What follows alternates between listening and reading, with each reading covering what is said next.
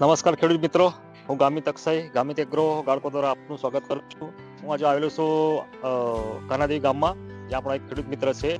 તેમના સાથે આપણે થોડી ચર્ચા કરી લઈશું કે કયા ભીંડા રોપડ્યા છે તેના વિશે માહિતી મેળવીશું. આપનું નામ મિત્ર?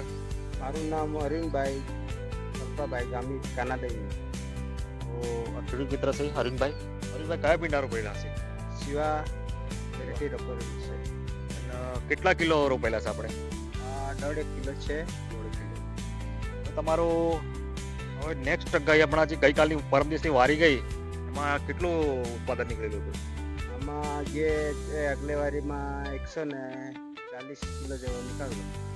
ખેડૂત મિત્રો જોઈ શકો છો કે 1.5 કિલોમાંથી ખેડૂતભાઈ 140 કિલોની આજુબાજુ માલ નીકળતો છે. થોડો ફૂગનો અટેક છે, હવે દવાનો સ્પ્રે મારી દે એટલે લગભગ કંટ્રોલ થઈ જશે.